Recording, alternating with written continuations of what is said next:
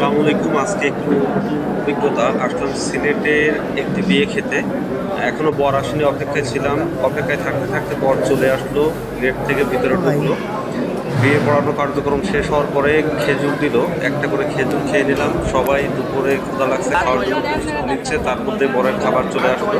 ডেকোরেশনটা অনেক ভালো লেগেছে, সব কিছু মিলায় ভালো লাগছিল। তারপর এর ভিতরে হাত ঢুকিয়ে সবাই একটু ছিনিয়ে নেওয়ার চেষ্টা করছে। মোটামুটি উত্তেজনাপূর্ণ একটি মুহূর্ত। এভাবেই প্রথমে বরের খাবার দেওয়া হলো। একটু পরেই আমাদের জন্য হয়তো খাবার আসবে। বলতে বলতে খাবার চলে আসলো। আমার পাশে আছে বড় ভাই, সাথে আছে ভাগনা, আমাকে বেড়ে দিচ্ছিল। চর্বি দিয়ে মুগ ডাল আসলো ফার্স্ট টাইম, তারপর একটা করে মুরগির রোস্ট।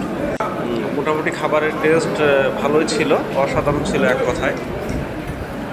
ডালটা ভালো লাগছিল। পরে হচ্ছে মুরগির রোস্ট এবং ডাউনের পরে নিয়ে আসলো গরুর মাংস, সালাদ সাথে ছিল। তো কমিউনিটি সেন্টারে স্বাভাবিকভাবে এরকম হয়, তবে সিলেটের বিয়ে কেমন হয় এটি দেখার ইচ্ছা ছিল। ভাগনা খাচ্ছে, আমিও খাচ্ছি। বলতে বলতে চলে আসলো ছোট্ট এক কাপ করে দই। ভাগনা আমাকে বারবার বলতেছে, মামা দইটা ভাতের সাথে মিক্স করে খান, অনেক ভালো লাগবে। আমি বললাম না, আমি এটা শুধুই খাবো। তো এইভাবে কথা বলছি এবং খাচ্ছি। সবাই খাচ্ছে এখানে।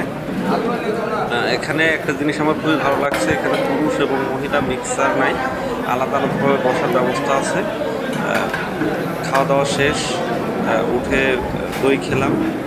দই খাওয়ার পরে এবার হাত মুখ ধুয়ে বাইরে বের হলাম। অনেক কষ্ট হচ্ছিল, প্রচুর গরম ছিল।